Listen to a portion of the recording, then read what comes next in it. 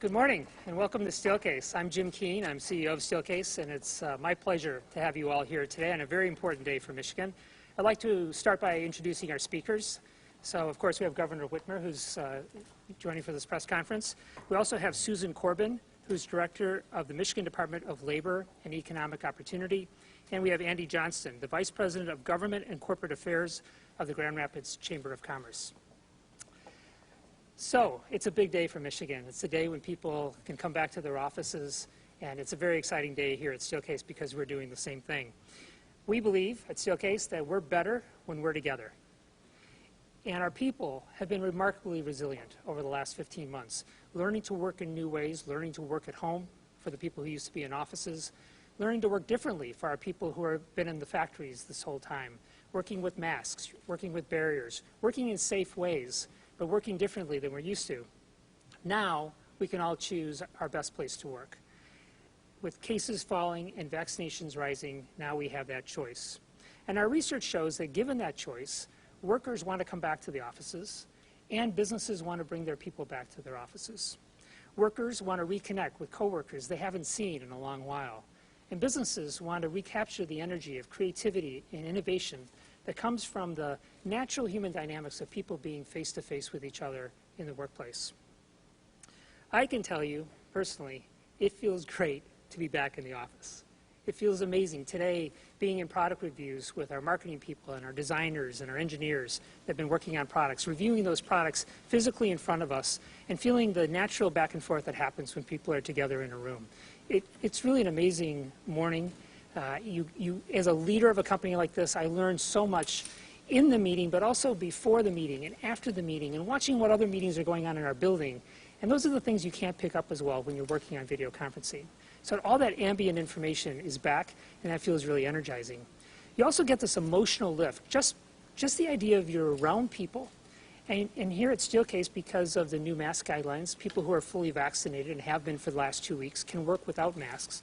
So we can smile at each other, and people smile back. And that is such a natural human thing that gives us a boost of energy every day. This morning in our meeting, one of our marketing people who was presenting paused in the middle of her presentation and said, you know, this is the first time I've been in a room with people in a long time, in 15 months, and it feels amazing. So I think it's an exciting day. I also think there's good economic benefits for the state of Michigan. As people return to offices, they come back to the cities and towns, and they repopulate these urban centers, which helps restaurants and retail businesses and all the other parts of our economy that depend on people coming to work in order to thrive. As people think about returning to the office, I'll give you 3 things to think about. The first, of course, is safety. So we followed the CDC guidelines from the start. We continue to do that in our factories and our offices, and I can tell you that it works. Second is productivity. As we come back to the office, work is going to be changed forever. There will always be people commuting into the office and people who continue to work from home. And as that happens, our meetings are going to feel different, and the nature of the work we do when we're in the office is different, and the nature of the work we do at home is going to be different. And so our clients are making investments in those spaces, and we're helping them with those investments. And then finally, clarity. We have great clarity from the state now about what we're supposed to do and the freedom we have to return to the office and the new mask rules. But a lot of employees are still waiting to hear clarity from their own business leaders. What's expected of me? When will we come back to the office? And how exactly is that going to work?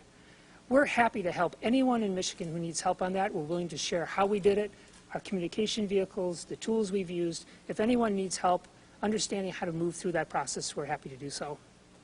Finally, I want to thank the governor and her staff for her leadership during the crisis and for getting us to this place today where we have cases falling in Michigan, we have vaccination rates rising in Michigan, and we can bring people back to offices safely. We can give people that choice again to work the way they want to work. We believe we're better when we're together, and today we're together. So thank you. Please welcome Governor Whitmer. Thanks, Jim. That's great. All right. Well, I want to thank Jim and the team here at Steelcase. We had a tour before we got started, and it's a phenomenal place, and no better place to go talk about returning to the office than the place that knows the office better than anyone. I also want to acknowledge Sarah Armbruster, the Executive Vice President here at Steelcase. I am so glad to be joined by a number of people, Susan Corbin, our Director of Leo, Andy Johnston, the Vice President at Grand Rapids Chamber of Commerce, of course, Mayor Bliss, who's joined us, Senator Brinks, Peter Dickow from Senator Peters' office, and Wayman Britt, the county administrator. So glad that you are all with us. Thank you. So today we are here to talk about Michigan getting back to normal, back to work as we emerge from this pandemic together. We've made remarkable progress in our battle with COVID-19. Thanks to vaccines, life is starting to really get back to normal now. So let's take a second just to recognize the hope and energy that Jim was just describing. It is palpable.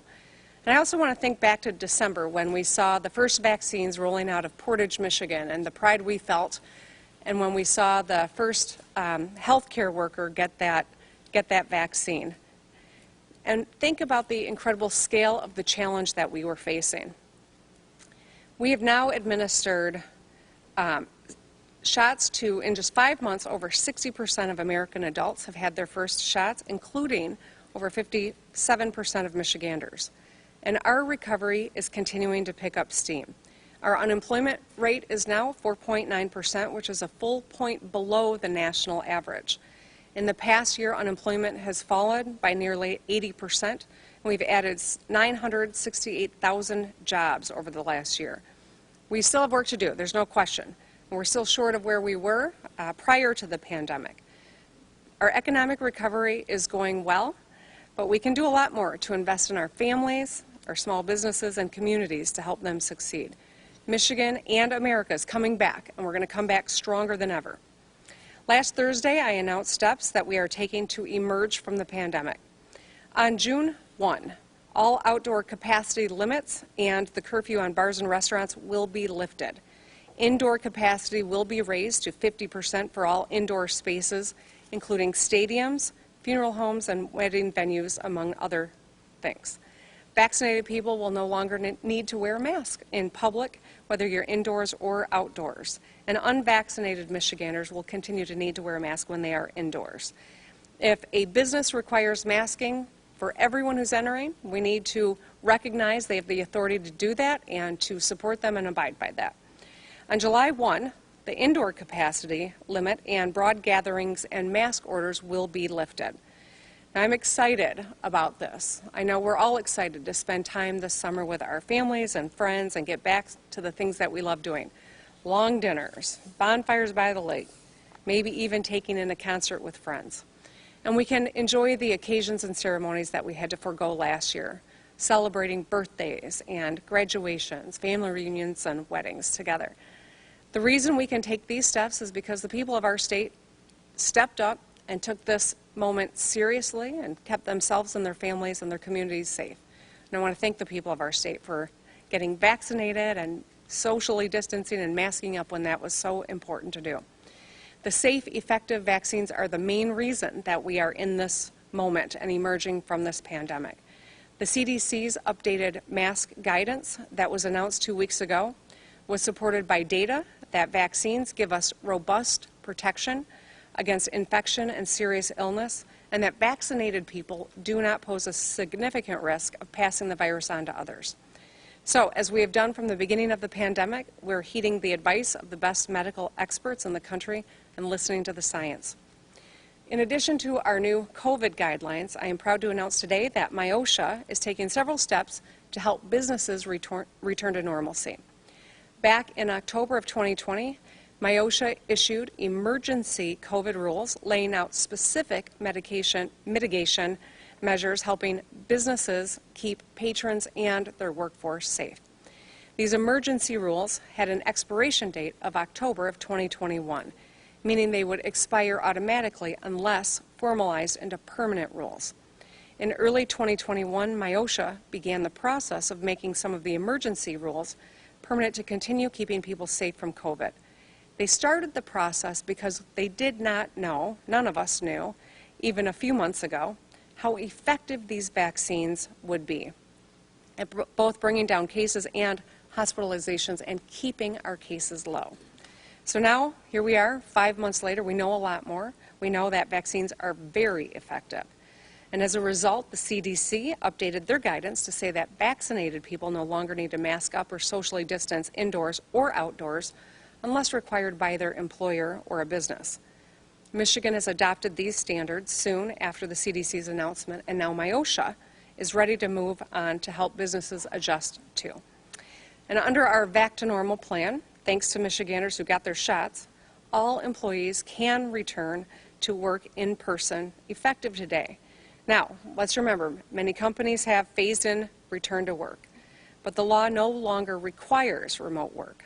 I want to thank the employers who are taking this seriously and working with their employees to navigate things like child care and the work-life balance and ongoing personal health concerns. There are incredible employers across our state who are working to make sure we make these workplaces energizing and safe for all. As for emergency rules that are still in effect through October 21, MIOSHA has updated them and effective today to integrate the CDC's latest guidelines so that under these revised emergency rules, employers can now allow fully vaccinated employees to work normally without masks or distancing requirements. The cleaning and sanitization requirements have been softened accordingly, and industry-specific requirements have been eliminated. And that means, for example, that restaurants and bars can choose to reopen common areas like pool tables and dance floors. Employers are still required to have a written COVID-19 preparedness and response plan that ensures compliance with the CDC guidance so that workers can come to work with confidence that they are going to be safe. These new rules are the result of so many productive conversations between business owners, labor, workers, medical experts, including MIOSHA Back to Office Work Group, and they've done incredible work over the past few months. We expect President Biden, OSHA, through President Biden, OSHA, to offer their own guidelines that incorporate lessons learned from COVID, and we will look to integrate their recommendations into MIOSHA when that becomes finalized. In the meantime, these slimmed-down emergency rules will ensure Michigan workers feel safe at work, and our shared prosperity depends on the confidence and safety of our workers, and that's why it's so important we get this right. Together, we are eliminating the once-in-a-century virus, and now we're poised to jumpstart our economy and power it up to new highs. We have a lot of work to do, but I know that we are up to it. Last week, Republican leaders in the legislature and I announced a bipartisan agreement to work together to pass a budget and invest federal funds available to Michigan into our schools and small businesses and communities. Currently, we still have money that was sent to us by the Trump administration at the end of last year.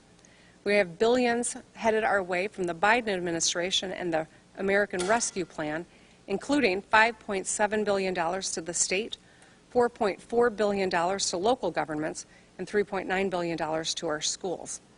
And we have a state budget to pass that has been bolstered by higher than expected revenues. In fact, we went from a $3 billion projected deficit to a $3.5 billion surplus. Now, there's no denying that Michigan's had a hard year, but we've had some incredibly good news recently, from the reemergence of our ability to go back to work to this good news on our budget front, which is a reflection of how seriously our people took this pandemic, the management through the pandemic, and of course, consumer confidence because of both those things. So I know that after all the sacrifice and pain that people have felt and business has felt, from March 2020, we are now ready to get back and ready to take Michigan to the next level. So we've been tested and we are tough. And as I often say, tough times don't last, but tough people do. Michigan is bursting at the seams with possibility. It's our job in state government to harness the boundless energy of our people, our businesses, and our communities and channel it into big projects, bold initiatives, and of course, fundamentals that put us on a path to prosperity. Together, thanks to the millions of Michiganders who've gotten vaccinated and to those on the front lines of this pandemic, we're going to make sure that Michigan emerges from this pandemic stronger than ever. With the resources we have, we can make lasting, transformative investments in our future. We can create tens of thousands of good-paying jobs. We can build up our crumbling infrastructure, support our kids in schools, and get back to a new normal, a stronger, more resilient state. So I say let's get it done. Soon we will have the Independence Day and summer that we all crave, and that is all good news. with that, I will hand it over to Susan Corbin, the Director of Labor and Economic Opportunity. Thank you, Governor. First, I just want to thank Steelcase for their contribution to the task force that the Governor mentioned, and loaning Hannah Nalter from their staff to us to put some work into that return to office task force that's available on our website. Since the first COVID outbreak in our state last year, the Department of Labor and Economic Opportunity and MIOSHA have been at the front lines of the effort to keep workers safe from COVID. The MIOSHA emergency rules have not only protected employees and given them confidence that their workplace was as safe as possible, the rules also gave employers the clear guidance they needed to protect their workers. Today, we know that the single best way for everyone to protect themselves, their employees, or their coworkers from COVID is to get vaccinated. And thanks to the strong leadership of Governor Whitmer, we've made enormous progress in getting our vaccination rates up. Because of the progress all of us together have made, I'm thrilled to announce that we are updating our MIOSHA emergency rules so that they reflect the latest health guidance and allow employers to consider relaxing face covering and social distancing requirements for fully vaccinated employees. We believe that employers want to do the right thing for their employees. Throughout the pandemic, MIOSHA has focused on providing employers with the resources they need to help prevent the spread of COVID-19. Providing education and assistance to employers so that they can do things the right way is a far more effective way to protect workers than citing employers after they have gotten things wrong.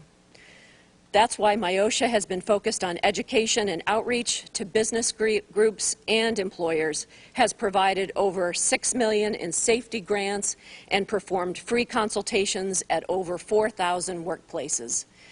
The new rules effective today are clear and consistent and bring regulatory certainty for employers while reflecting updated public health guidance. The MIOSHA rules are minimum standards. Some employers may want to keep mask rules in place a little bit longer to protect their employees or their customers, and that's okay. And we know that many employers plan to keep remote work in place a little bit longer, and that's okay too.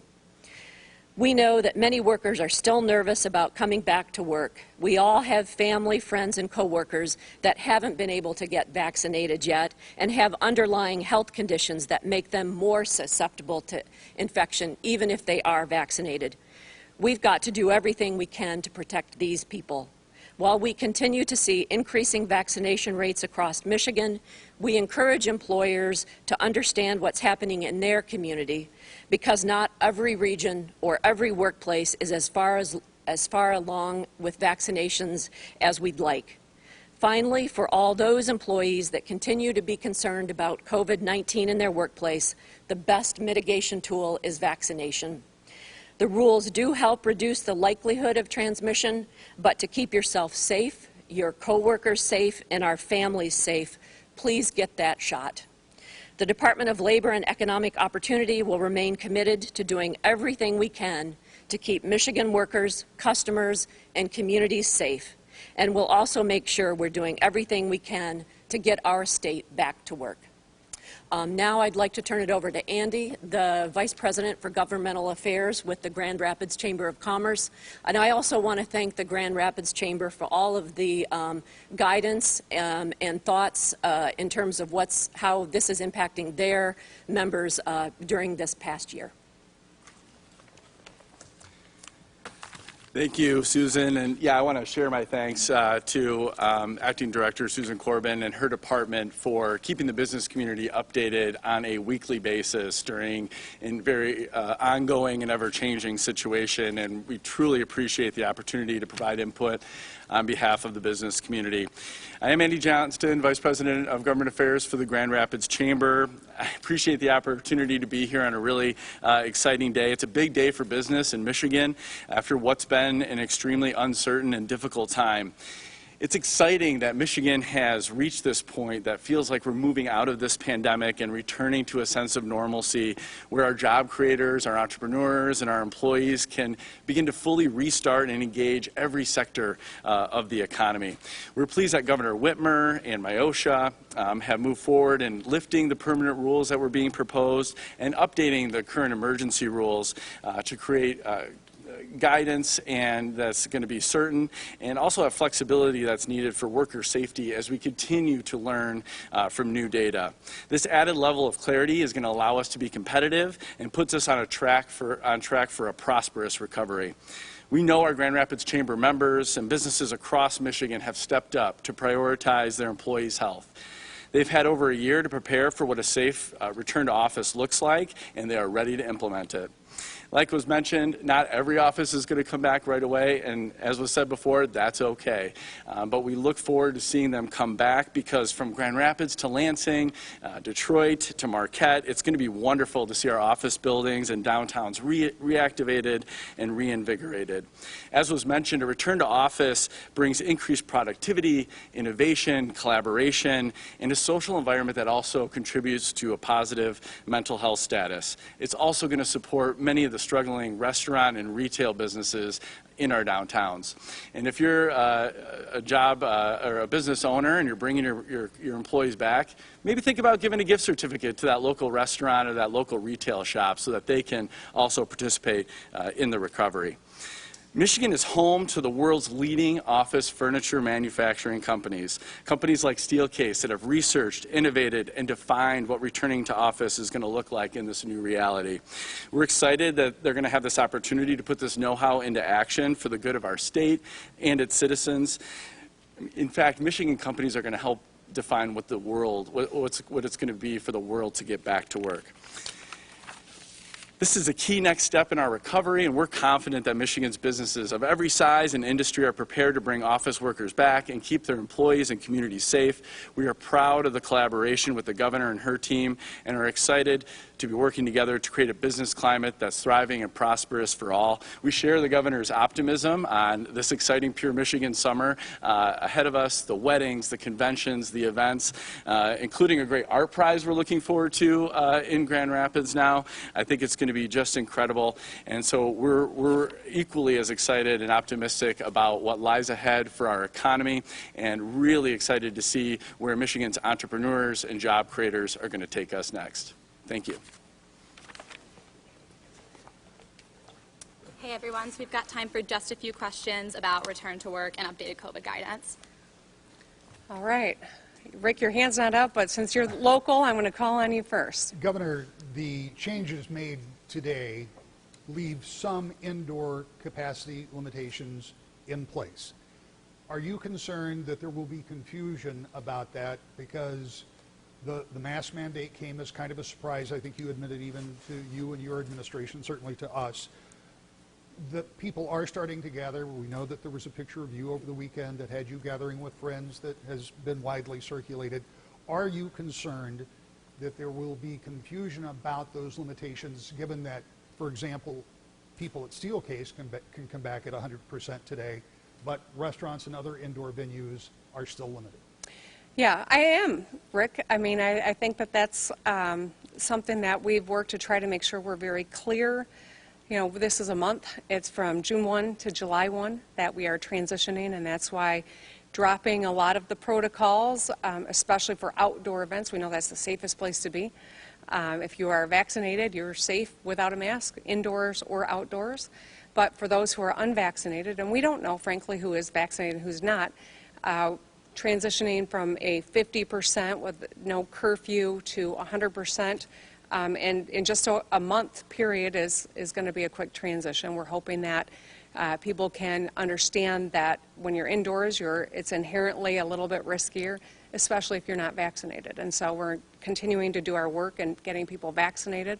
We're continuing to work with employers to make sure that they've got a thoughtful plan for re-engagement. One of the things that Jim mentioned to me was we were touring was here at Steelcase. They've had kind of a philosophy of invite, and how's it go, Jim? Encourage, and then expect. And so it's a phased-in kind of approach that they've been socializing with their workforce. I know different businesses are taking different tacks, but I think that there's much to learn, and none of us is perfect, but we're doing our best to make sure that we do this in the safest way, knowing that July 1, we will be back to normal, and that's a good thing. Yeah, go ahead, Beth. Governor, do you think MIOSHA should be fined for allowing you to violate its policies? And if not, do you think other fines against other businesses should be pulled back that were issued by MIOSHA? So I'll just say this, you know, I put out a statement, I wrote that statement. It is, you know, it was an honest mistake, and I have apologized for it. I think that we have specifically not gone forward and penalized businesses that are trying to do the right thing. It's those that have flouted and put people's safety at risk that, you know, are the most concerning. But you know, I don't know that there's a lot more for me to add at this point in time other than those former Spartans, or I guess you're a Spartan for life, who know the establishment should be aware that it's now a restaurant and they have pretty good pizza. Next question. Yeah, Eric. Going off that, a lot of the response I've heard over the last 24 hours has been rules for thee, not for me. And now we're relaxing some rules. We're a month away from everything being lifted. Is there a worry that there's going to be a pushback and just people are going to let go right away? Eric, over the last year and a half, we've seen there's always a pushback, right? In this environment, there's no making everyone happy on any issue. I'm doing the best that we can, following the science to make sure that we keep people safe. We have done an incredible job getting people vaccinated. You can almost walk into any vaccination place now without an appointment and just get vaccinated on the spot. We know that people who are eager to get back into the workforce are getting vaccinated. They're seeing their friends and coworkers get vaccinated and having more confidence. We know, too, that there are a lot of people that still have some questions, and that's okay. We want to answer their questions. We want people to know that these vaccines are safe and effective. It's the best way to get back to normal with the confidence that people are going to be safe. So gathering with people that are all fully vaccinated, whether you're inside or outside, is a safe thing to do.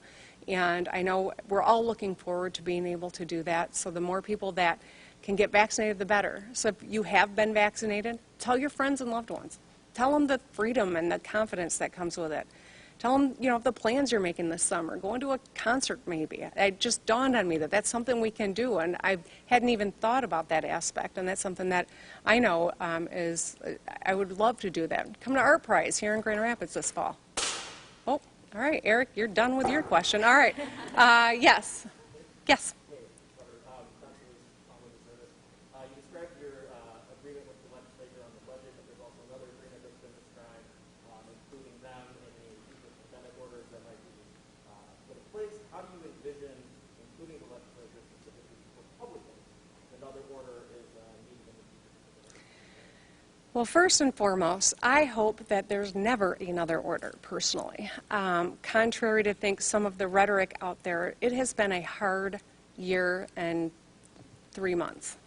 None of these orders was, issued lightly. All weighed very heavily. There's not a governor in the nation that has had to do this and has had anything but a lot of angst around every decision that they've had to make.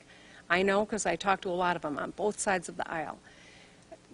Articulating what future input from the legislature looks like around epidemic orders, I think, is something that we can now do with an understanding that this is largely behind us. We've learned some lessons. Perhaps there are some ways to do that, and that's what we have agreed to do. And I think that that's a good thing.